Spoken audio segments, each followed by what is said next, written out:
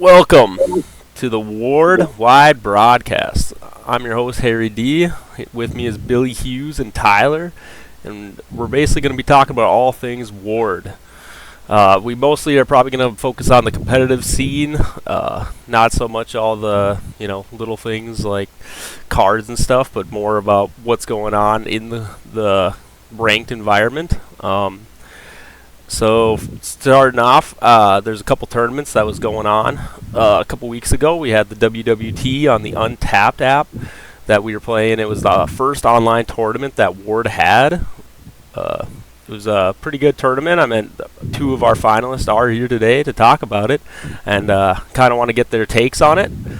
We also had the Winds of Winter tournament from Globe that we had on there too. And we're definitely going to have to talk about that as well. But I think for right now, we're going to start with the WWT. So, Billy, since you were one of the finalists, do you want to talk about kind of your perspective on the tournament and what it was like for you? Yeah, I could do that. Yeah, it was really fun. It was on Untap, of course. Which is new to a lot of people in the ward, I guess. And so I've been playing on it for a little bit, and I really enjoy it. So I'm glad we were able to facilitate a tournament on there. And, it's not the sleekest software that we got, but, I mean, it works, and it works fairly well. I use it a lot for deck testing, and so, to have it be the canvas for Ward's first online tournament, I think it went really well. And everyone I played a game with, no hiccups really. They knew what to do. They knew how to draw and play cards and play their creatures and do the damage and shuffle between the deck and the cemetery well. Just like from mechanically, it went very smooth in my opinion. I was pretty happy with it. Was there any matches that you were kind of excited to see or play in? Oh yeah, so it's kind of fun. The most boring match of the entire thing was probably me and Tyler's match, the championship match. Both. Don't worry, we'll get to that. We'll get to that later. But I think my favorite part of that tournament was when I was done with my round, is being able to jump into other people's rounds and spectate. Like, yeah, you could do that in the in-person tournaments as well, but like for people who are outside of the drivable distance to these things in Minnesota, like that's kind of cool. So there was one match, I don't remember who Jenna was playing, but she had her opponent had a Steam Rex and two Irresistible Love, so and she was on her last creature. Yeah, that was Jake, right? I don't know that. All I know is Irresistible, very strong card. Basically had one turn, and the only way for her to do it, to win the game, was to roll out of both of them, and then I guess use her summoner to get a creature strong enough to actually finish Steam Rex off. That's crazy. Both of them. Got the summoner with the 8, got the Spino out, bam, shot the Steam Rex. It was impeccable. I was just like, that was a spicy one to watch for sure. How about you, Tyler? What was your perspective of WWT? How did it feel for you? I think it went pretty well. Like Billy was saying, that game, the double Irresistible Love, was pretty awesome to watch. We also watched another game that happened to have Jen on it as well, against her husband Jesse, and that was awesome too. That's my second answer. And Jesse ended up winning by 2 HP. It was pretty insane. Yeah, those are definitely some interesting matches. Yeah.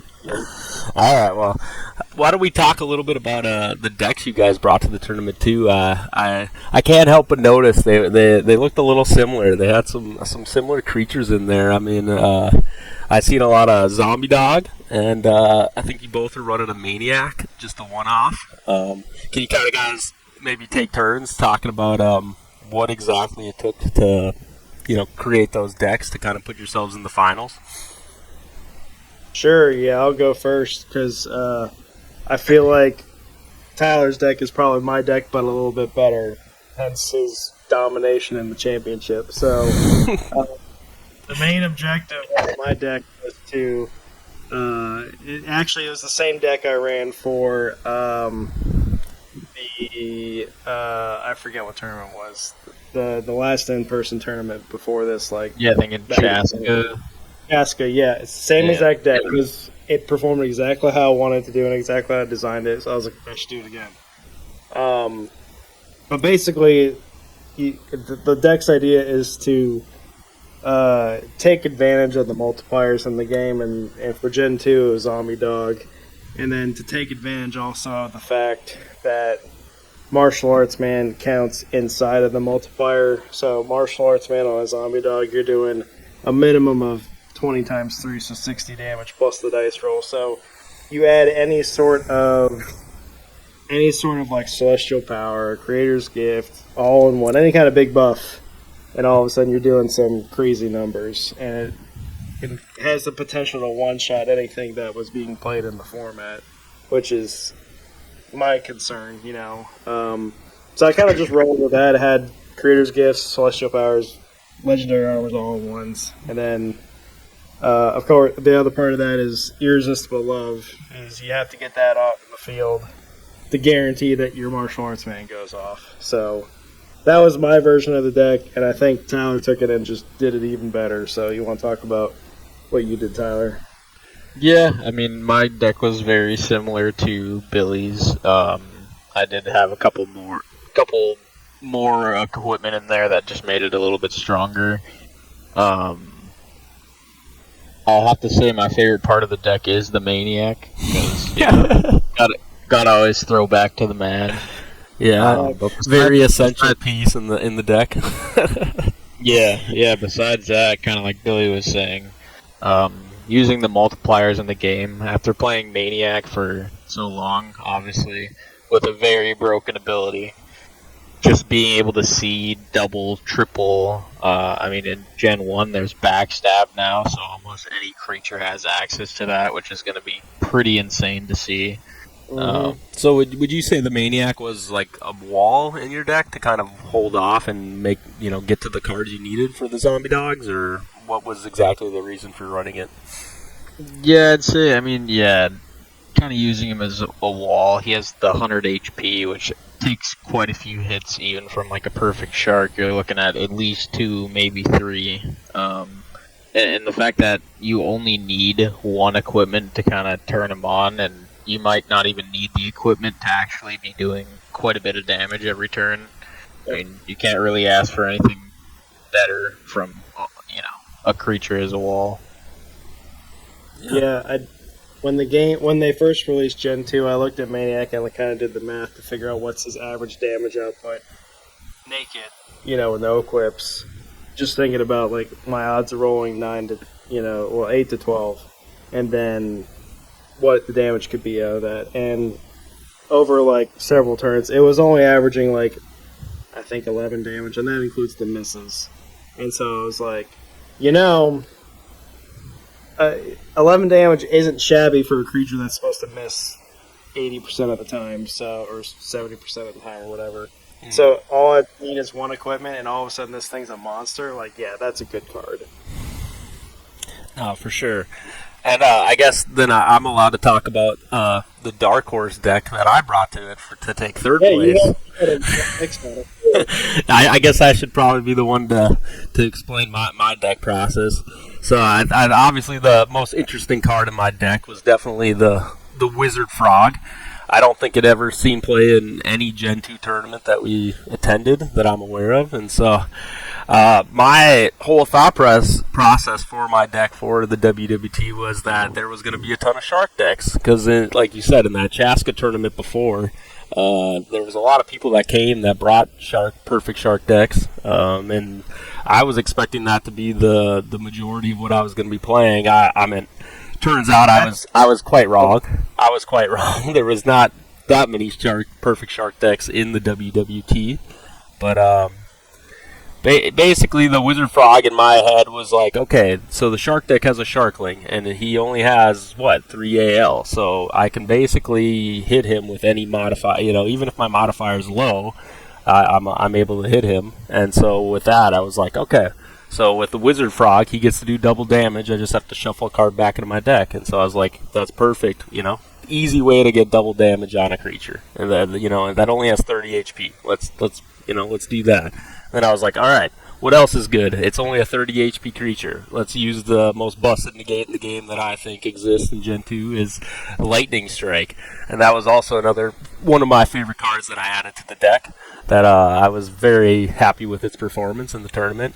And it just so happened that the deck you guys were running, the number one deck, the Zombie Dog deck, it also kind of countered it pretty well too, with just being little creatures that I could do a lot of damage to that had low AL numbers. So that was kind of the gist of my deck. It turned out there wasn't as many Shark decks as I was expecting, but I was able to still have a good showing because of the decks that the 2 decks you guys were running that my deck kind of played pretty well against too. I was really surprised the lack of Shark decks because like you said, the Chaska tournament. My first 3 games were only against Sharks, and I'm like, can I play something else other than a Shark, please? But, and I don't even... Was there even one in the WWT? Yeah, sorry, go Tyler. There's technically one, but they only had one perfect Shark in the deck, so obviously not nearly as consistent of some of the decks that we saw in Chaska. Not going for the stack. Yeah. It was the first game I played. They didn't get they weren't able to get to the perfect Shark, but yeah, like I said, I was expecting there to be a couple perfect Shark decks, but I still performed pretty well. Got to the third, so I was pretty happy with the deck. What's that? You got third, didn't you? No, exactly. Yeah. Like I said, we kind of have the 3 top people at the tournament, so I'm kind of glad I could get everybody in this call and talk about it because it was definitely a good turnout. Any last thoughts on the WWT? I mean, like you said, Billy, I think the software, the Untap app, did a very good job of, I was very skeptical, not going to lie, going into it about how well it was going to perform with everybody on there at once and didn't really have any glitch or lag issues. And I was kind of curious. Yeah, I think Tyler and I had a 5-minute glitch in the middle of our match, and we just sat there and waited it out, and it got picked back up. And I guess my only other thought is I'll just apologize to you, to the public, and how awful you were getting in our match. But because I think I top decked exactly every card I needed, and you top decked every card you didn't need. And I'm like, this is like the epitome of bad luck. Yeah. Maybe we should talk about the culprit in the room, the Scarlet. I mean, Billy, I'm a little curious. What was the thought about just not really having anything to, remove her from the game? Glad you asked. It's a poor choice by me. You can't hit Scarlet unless you hit doubles. Mm-hmm. So dice roll. So that tells you have a 1 in not counting the double 1. So I think on average it's 3 turn cycles of it should be up. There you go. Statistically, play the average, right? Play the average. That's the way to do it. Oh, whoops. And so I was like, I trusted statistics, and my statistics did not account for Tyler putting every single creator's gift he had in his deck on, on my creature. And I was like, oh, crap, that was good. And then, of course, every time I put a creator's gift, he just had another one waiting, or, an armor. And so that pretty much did me in. Mm-hmm. And by the point where, he had killed enough of my creatures where I was, actually getting some headway, the snowball was down the hill. He had me. It was GG's. Yeah, I feel like once the cemetery goes up to, 270, even if you do get through the Scarlet, it's just so hard for one creature to make it through the army that they have, or that I had left. Now, Tyler saw the glaring missing Ignitum on my deck and said, I'm going to take advantage of that, and that was very well. Yeah, I had to get him back from from Chaska. Yeah, had to get him back. Yeah, I think the WWT tournament definitely showcased how strong that Scarlet card can be unchecked. Like, people are definitely going to have to think about that card going forward. Even in the mix of Gen 1, Gen 2, it's like that. I feel like it could still find some space to be played, for sure. Yeah, It's easily the best promo that they've released. yeah. And competitive deck builders are going to put one in their deck if it fits, and that just means that if you're going to try to play in the tournaments, you just have to have an answer for Yeah, it. you always have to. Yeah. All right. Well, I think we might need to jump out of the WWT. I think, like I said, a very good online tournament that I'm hoping that they go forward with and make a couple more. And if not, continue to kind of use that as a way to make sure that everybody, has from all over the United States and all over the world, I guess, is able to play Ward. But let's move on to we have the Winds of Winter at Globe. So that was the Swiss draft tournament, right? That we drafted with Gen 1 and Gen 2 boosters. Do you guys want to give a few words about that too, and kind of talk about again your perspectives of that tournament and how it went for you guys? I'll start first on this one. Sounds the tournament at Globe, as always. I mean, it being a lot of people that play Ward in our local area. They all shop at Globe, so very familiar place.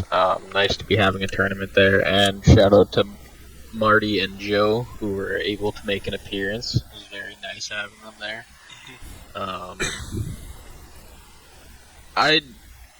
It's kind of cool seeing the format come into Ward. All the draft tournaments that we've played so far have been pretty good. I do enjoy the take one, pass it around. Sometimes you just gotta make choices on the fly for what card they're gonna pick, and everyone, loves getting those bug sprays. The best card to get. I think the best thing about that too is, like you said, not knowing what your opponents have and then seeing them what they pulled when you play them. Like you said, if they have like a legendary or something, it's like, oh man, like you pulled that out of the pack. Let's go. It's pretty fun and exciting and like involves everybody together. Yeah, it was pretty good.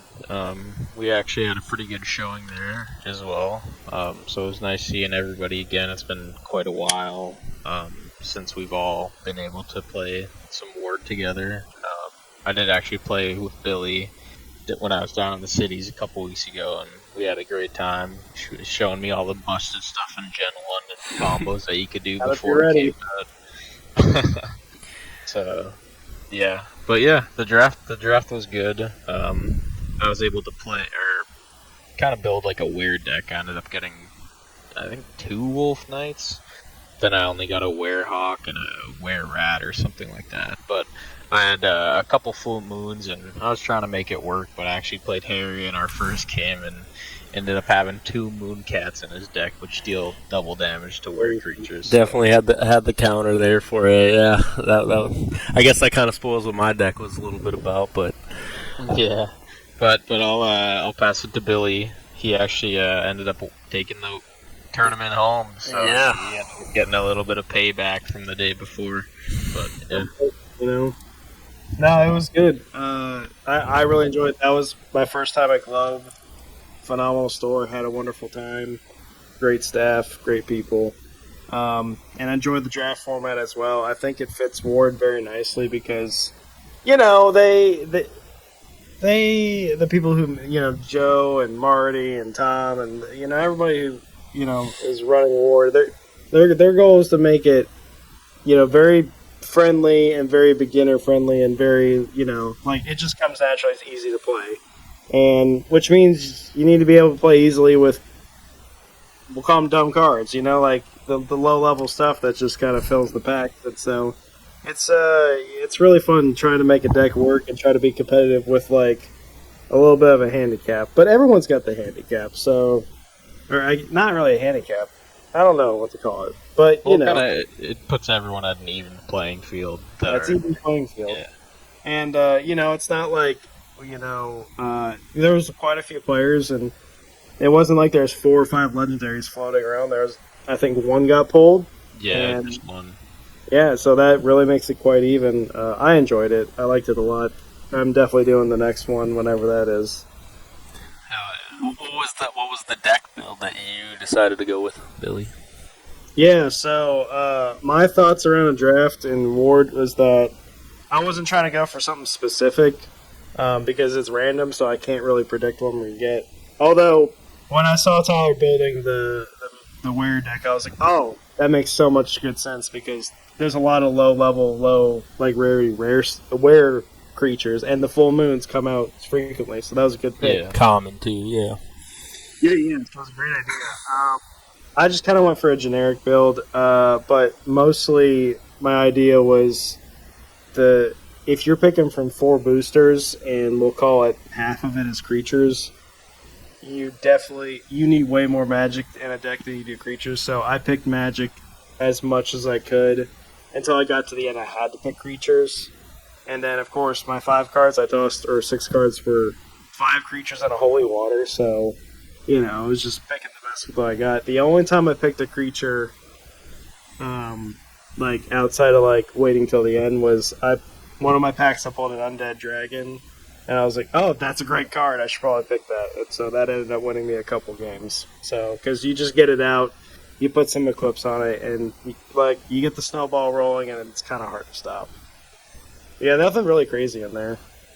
Yeah, no, I think, I'll transition over to me. I was actually very happy with the tournament. That was the first technical Gen 1, Gen 2 tournament that I played in. So, like you said, trying to really think about, like, what I'm opening, especially not really having the greatest understanding of Gen 1 and, like, what I should be looking for. So it was, like, kind of interesting to, get creatures from Gen 1, Gen 2, mix them around, get spells. I guess it was just kind of a really fun way to have my first taste of, like, Gen 1, Gen 2. And so I was pretty happy with the outcome of it. Definitely a little upset that Marty had the Flame of the Infinite, because that definitely made my run a little difficult to get to the end of it. But it is a good card, and now I'm learning that there are some very strong cards in Gen 1. And but yeah, I think the tournament overall went well, and I guess that's a good transition into what I would like to call our next segment, generational, where we're going to talk about the Gen 1 and the Gen 2 mix and kind of our thoughts and feelings on that, and kind of where we think it might be headed for like the competitive scene with the new mix. If maybe Billy, you want to start with that? What's your take on the Gen 1, Gen 2 mix, since you kind of started with, at the beginning with just Gen 1? Yeah. So obviously Gen 1 has a lot of power cards. We were talking on the Discord about, like, what are the power 9 for Ward? It's like, well, I don't know. There are certainly some good cards to put on there, like Assassin, like Revival Priest. Like some of these really good cards. So there's a lot of good cards in Gen 1. There's also a lot of good cards in Gen 2, and it's kind of neat that they haven't limited any of them yet. But yeah, ever since like Gen 2 was released, I've been on Untap, like kind of crafting Gen 1 and Gen 2 together, like really anticipating when that mixed tournament's going to happen, because I think it's going to kind of open the floodgates of, some cool and fun and crazy ideas, some wacky builds. And, there's new builds coming out every week, just someone has a cool idea. And I'm excited about it. I mean, especially like, there's the Alkenosts and with the Harpies from Gen 2, like couldn't use those in the tournament. Hive Lord and the Bees. Very excited to see a bee deck. I'm not going to be able to do one. I don't have any of the Super Hornets, but someone. But like you said, a lot of those decks that have cards from both gens that just have never gotten to finally like become the deck, right? It's like that's the cool part, is kind of seeing those decks, how they perform, right, in the new system. And of course, like playing, my experience in Gen 1 is that the tournament decks were just, you put all 9 Magic Kill in there, which is 3 Blade in the Dark, 3 Goblin Tricks, Magic Steel, Dragon Rage, and nuts. What's the third one? Mysterious and Junk Scarecrow. Yeah. Can't forget they can't forget those ones. with that one. You just load those up and you just fight each other with negating your magic until someone wins. And so you didn't get to actually play a lot of cards. But Gen 2 introduced like Scroll of Silence, and like that's like my favorite card from Gen 2 because it's like, hey, cool, I actually get to play my cards, which is like that's why I play the game. I want to play my cards. I want to play my combos, and that kind of lets it happen. So I'm excited. I think there's going to be some wacky stuff, and I'm sure Tom and Joe will get at some point in the game, and they'll have to scratch their head and say, we didn't think about that from a ruling standpoint. So Definitely. How about for you, Tyler? Yeah, I'm looking forward to it. I've actually played with Chris quite a few games now of just, messing around with Gen 1, Gen 2 mix. He built a bleed deck last night against me. That was pretty fun to play against, and he built this really fun deck when we were over at Harry's on Sunday, where it was the Frost Dragon and the Demon Knight, I believe. Yeah. So it was either he was burning your creature for 10, or whenever he was hitting you, he's freezing you solid. So pretty awesome. That's cool. I ended up really making him upset during one game. I was basically just built a freeze deck with Icy Breath, Winter's Chill, for Blue Dragon. Winter Sentinel, and then the Blue Dragon, and then I had Sonic Screech and Irresistible Love, and I ended up losing the game, but not after he spent like 20 turns of doing nothing. But I ended up not putting any equipment in there, and he ended up having like AL11 dinosaurs, so my Blue Dragon would just miss over and over and over and over again. But it's good. Definitely enjoying it. There's a lot of fun, cool combos that me and Harry and everyone around have been cooking up, and it's kind of fun to see the different stuff. Be interesting to see what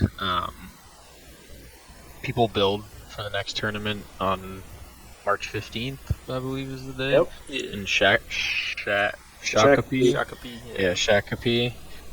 But yeah, it's a lot of fun. It's nice having another 150 cards to add to what, me and Harry are used to knowing, and kind of learning an entire new gen when a lot of the older players already know a lot of the cards and a lot of the stuff that they had to deal with, like Old Watcher in the Wall. Just stuff like that. It's kind of nice not ever having to have any memory of playing with those cards. It was probably fun when you were doing it, probably not so fun when you were losing against it. That's correct. Yeah, it's definitely interesting. Like you said, the point of entry for Ward for us is coming in with just Gen 2 kind of being a new release, and like in our minds, that's like kind of, at least for me, it's like that is what Ward was Gen 2, and so it's like the standards I set for Gen 1 kind of are based on Gen 2. But like you can definitely see the trajectory of where they were like, here, we need to change this. Like you were saying with like Blue Dragon, it's like there's a lot of creatures in Gen 1 that have really low modifiers, and then it's like it's kind of interesting how Gen 2 they have added some numbers to those modifiers, made things a little more about the creature and not so much about like Billy was saying, and negates, spells, and magic. It's like it's not supposed to really be all about magic. It's supposed to have that feel of like my creature's fighting your creature. Like I'm definitely very interested to see where like the two gens clash to kind of hopefully make a good amalgamation of something that everyone can find a fun deck or a fun play style for. And so yeah, I'm definitely looking forward to what's coming up next. With that being said, I think speaking of what's coming up next, like for cards, so I kind of want to have each one of you go through a card that maybe in Gen 1 that you're looking forward to adding. That would be a good card to add to your deck, and maybe just explain why you're so interested in that card in Gen 1, and then maybe also a card from Gen 2 that it's going to feel kind of bad if like you can't fit it in a deck, that when you're kind of deciding, you only have that 30 card deck range to make a deck. So, it's kind of got to pick and choose what kind of cards you want to put in your deck. So, could you go both, let's just start with Tyler, maybe go through like a card that's like, hey, this is a Gen 1 card that I'm really excited about using, and then also just a card in Gen 2 that you're like, maybe, I don't know if this card is going to find play. Yeah, for Gen 1, trying to think off the top of my head. I mean, Mysterious Door and Junk Scarecrow, you can't go wrong with either of them. One thing I forgot to mention earlier is Bound with Chains in Gen 2. In Gen 2, it wasn't a great card. Didn't really, I mean, it stopped a couple things, but not enough to actually be worth putting in a deck.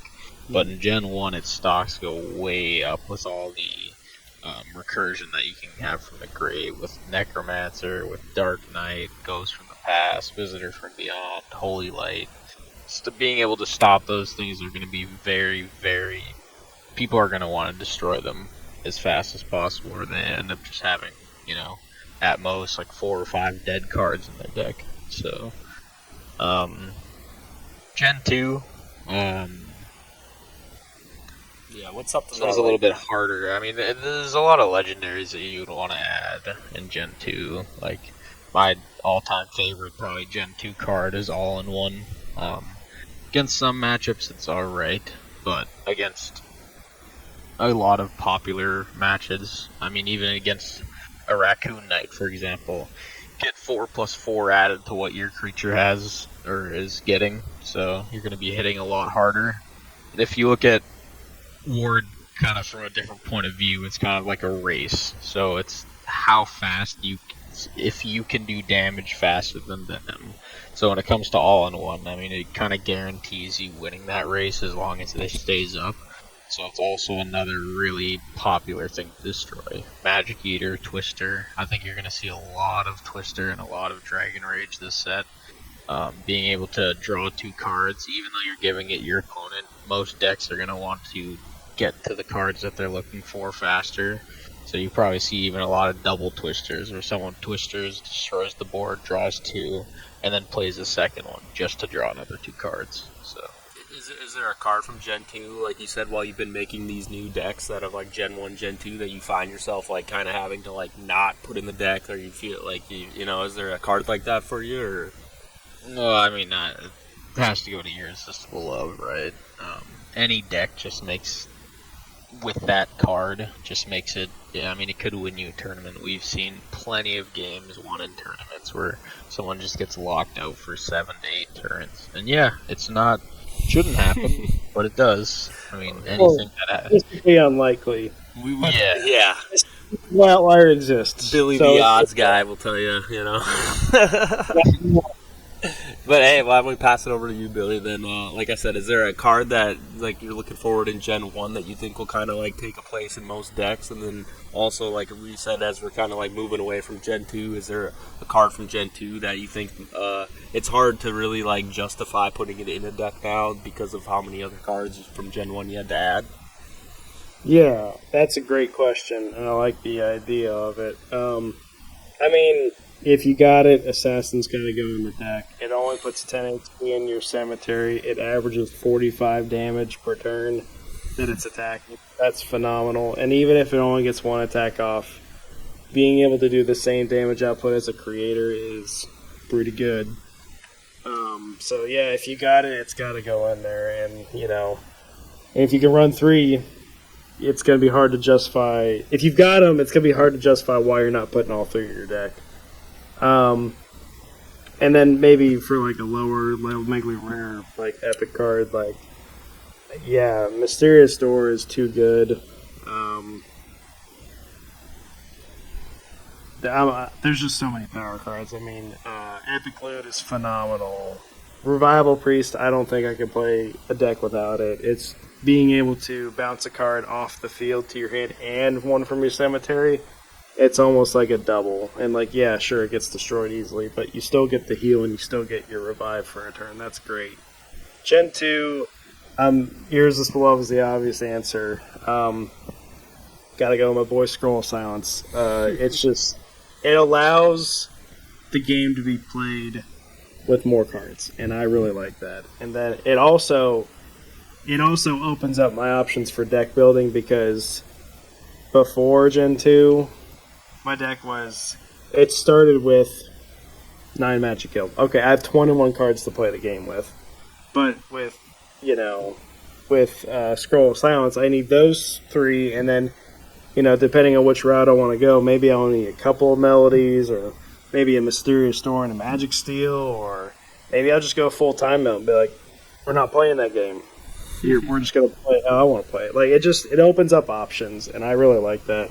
The only other card I'll add for Gen 2 is Foggy Knight's going to be great. It was phenomenal in the Gen 2 tournaments. I think it's going to be just as good in Gen 1. Gen 2 obviously had the better equipped cards, but you know, Gen 1's got some really good ones as well. I mean, being able to play Mind Sap inside of Foggy Knight, great play. And I don't think people are going to be ready for that one, but it's an equipped card and it's a lightning card, so. And also, that's another thing. Gen 1, this is my last thing I'll say. Gen 1 did not have that many good effect creatures. It had a couple. Like, I mean, Assassin, phenomenal. People might debate that one with you, Billy. But, well, they've also changed them, right? So, like, the first edition, there was a moderate amount of good effect creatures. You put a Mind Sap or two in there, but, like, you didn't need to, like, heavily do it. Necromancer's a good one as well. That's a good Mind Sap receiver. But Gen 2 added a bunch of good effect creatures. And, you know, you got cards like Iron Range. And now you got both of them together, like Iron Range, Mind Sap, Demonic Magic. They're all going to come in handy, I think. So I'm excited to see how people are going to play them. No, for sure. Yeah. No, my thoughts on it is going forward, from what I've seen from Gen 1, that like I'm looking forward, or like I keep finding myself wanting to put in the deck. Like you kind of were saying, it's like they, as much as people like say that they don't have like too many negates in Gen 1, I think like you guys were all kind of talking about too. It's like Mysterious Door. It's like that's going to be a really hard card, a card that continuously comes back and can just keep negating, and you have to constantly think about it, right? It's like, do I negate this or do I let this go through, and now I have to potentially deal with it in a couple turns down the road.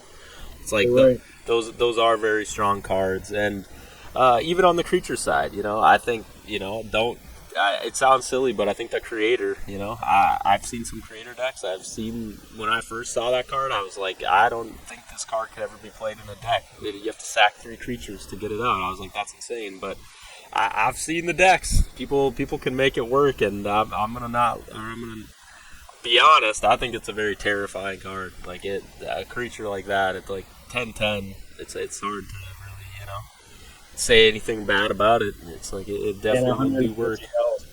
No, 100%. And so like those are definitely cards that, you know, I'm looking forward to. I'm expecting to see at least a couple of those cards, if not in every deck at most tournaments that we go forward to, you know, with the Gen 1, Gen 2. For a card like you were saying in Gen 2 that I think might not, maybe not see as much play, will be like, I think a card that was like kind of a staple was the Magic Eaters, and I think Magic Eater in itself kind of is going to get pushed out by, like you guys were saying, Tornadoes, Dragon Rage. I just think there's a lot more flexibility with all the draw potential plus the destruction. So I'm kind of curious, you know, it's like, who still wants to use a Magic Eater? It's like they probably equip decks. I'm assuming people that want to keep their cards on the field, right? It's like they only want to destroy their opponent's board. I don't know if it's going to be a justified card to like keep in the deck. You know, it's like, do I really care that much about what my opponent's doing in those decks? Like you were saying, Billy, it's like, okay, we have Foggy Knight. You have ways to kind of shut your opponent down where they don't interact with you, you know? So it's like, that's one of the cards that I'm really like, I don't know if people are really going to want to run Magic Eater even more. Even though, like in Gen 2, I think Magic Eater was like a must. It was like, you had to have that card in your deck. It's a very good card. Yeah, and like you were saying, Scroll of Silence. I think I don't think a lot of people really picked up on it till kind of later in Gen 2, but once you realize the potential that Scroll of Silence has to kind of just shut your opponent down, it's like you kind of just had to run that card in your deck. But I think with how much powerful Gen 2 or Gen 1 cards there will be, it'll kind of like maybe be debatable. Like, hey, maybe my deck doesn't need a Scroll of Silence, right? Like you were saying, it's like there's options, right? And like you can play a style deck that doesn't need it. I mean, hey, that's how you want to play the game, and combining the gens opens up a lot of roads to play it. And I'm excited to see what people come up, because I only got a few ideas. but the conglomerate of everybody's going to have many, many ideas, and I think we're going to see some really cool decks. No, for sure. And so, as we kind of wrap it up, there is one topic I kind of also want to talk about. You kind of brought it up too, Billy, about how Gen 2 doesn't really have any limited cards yet. And I was kind of curious, well, I guess besides the promo cards, but I was kind of interested in hearing what your guys' thoughts are. If there was any cards in Gen 2 going forward that potentially is on the list of being limited just because of how powerful it is. Maybe with you, Billy, first. Is there a card that from Gen 2 after playing that you think might deserve to be on the limit list?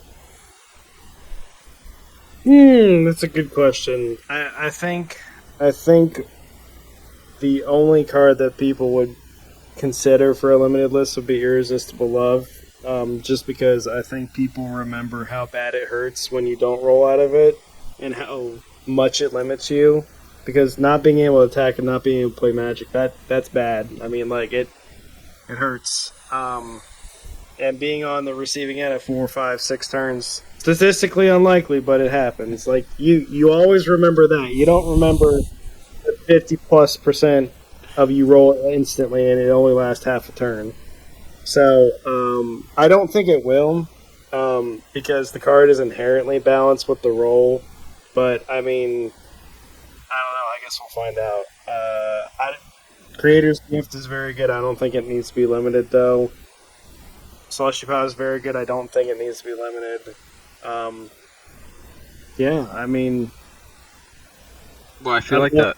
They balanced the game. I think they did a good job balancing. Yeah, I think that when they came into creating Gen 2, I think they were coming in with, obviously, knew how Gen 1 went and how some of the cards just really needed to be limited to 1 or it would be game breaking. Like, imagine 3 Junk Scarecrows, 3 Mysterious Doors. Like, you just never run out, and that would not be a fun time. So, when designing Gen 2, I think they kind of learned from their, kind of game-breaking cards with more than 1 copy. They wanted to make sure that cards were balanced so that they wouldn't really need to have a limited list. And yeah, I mean, the only thing that you could think of is Irresistible Love. But like Billy said, like, it could be the best card and it could be the worst card. But the one thing that me and Billy have actually been talking about with that card is having the ability to start combos with it. Me and Harry have talked about it with it as well. I mean, if you're looking to get a combo off, like Billy was saying earlier, like Martial Arts Man, if you play that Irresistible Love before you go to combat, you could basically pull whatever tricks you want for the rest of your turn. And that really comes in handy sometimes, and it's like kind of a weird way, because it's like Irresistible Love, you obviously remember the not rolling out, not being able to, play magic damage, but when someone uses it against you, yeah, basically. But when you... I forgot when somebody was playing it, when someone's playing against you, you can't really do much to counteract it if it goes off. Yeah, and just being able to start combos with it is really game changing, I think, for a lot of different decks that are looking to combo off, It's a good development to the game, in my opinion, because it allows for more options rather than my creature's bigger than your creature, Unga Bunga. I mean, but I mean, the game should be more than creatures and equip cards. Right. That's my opinion. And I think, kind of back to what you were saying with Gen 1, a lot of it was just like, negate this, I negate this, I negate this, and it's just like, okay, let's make cards that, it's like you can negate them, but if you don't, it's like, okay, now there isn't this weird negate battle where everyone just feels like, I need to put all of these negates in my deck, right? It's like, alright, now you can actually get other cards in your deck because of this card, and it's just like, is that something we really do want to take out of the game, or like you were saying, it kind of like gives different options for people to actually feel like it's like, here, this allows more cards to be played in in the competitive scene. Yeah. Yeah. accessible. It's not an uncommon card. Like, people can get it, and it's like a staple, in my opinion. So it's nice to have those staples that are not impossible to get. Like, cough, cough, 3 creators gift, 3 Phoenix armors, 3 legendary armors, so for Man's calling me out just like that. Yeah, it's all right. Everybody has the opportunity to get all those cards. So. It's true. Yeah, I guess for me, I try to think, and I mean, I don't want to be, just joining the committee of irresistible love people, but I do agree. I think that if there is a card, I mean, I'm trying to think about all the other cards in the set. That's like, what else would I even think about limiting? Like, what else felt bad? Like, obviously, if Snake didn't get fixed, it's like, yeah, maybe Giant Snake does deserve to be on the limited list. So that it's just was a very toxic card where it's like, that they wrote it in, and now it's like, no, he can run free snakes, and then I was thinking, like, back to the Maniac situation again, another card that they kind of hit in Gen 2. So it's like, instead of trying to make cards limited, it seems like they're just trying to make effects work in a way that they don't have to limit them, right? It's like they'd rather fix the card than make it a card where it's like, oh, we have to make this limited, so because of how powerful it is, right? So it's like, yeah, if I had to echo, I guess I would say Irresistible Love, kind of need to just watch the power level of it, because it's like you said, if it is determining a lot of tournaments just because of a card that, like, I don't think should be determining tournaments. Like you said, it should be a 50-50 coin flip of like, all right, this shuts my opponent down, right? And it's like definitely just something they need to maybe keep an eye on going forward with like cards. And yeah, you go, Billy. Oh, I was just say yeah, and I think what they try to achieve with the limited list is that they don't want to limit cards. They try their best not to limit cards and design them in a way that you can play 3 of them and not have to worry about it. And I think what they look for is like, does it break the game if it has 3? So like, let's use Mysterious Door as an example. If I had 3 Mysterious Doors, I could play 1 on my first turn, play another on my second turn, play another on my third turn, and on my 4th turn, I get it back. And then it turns into I get it every single turn. I have a Mysterious Door, I have a revolving door of Mysterious Doors. That feels bad. You can't do anything about it. Right. Chunks here goes the same way. You can never get attacked because you can just keep blocking it. Yeah, and then the other thing with fuck, I forgot what I was gonna say right away. Gen 1 card? Or what? Having like Ghost from the Past, Visitor from Beyond, Holy Light. If you were able to have 3 of those, although it might not be great for your deck, you're just pulling stuff out constantly, and it just makes the game way longer. Stalling games, yeah, right. And when you do talk about these games, it's like stalling out is kind of a concern that I think a lot of people have. I'm not gonna lie, I've been to a lot of the tournaments. You guys have been to a lot of the tournaments.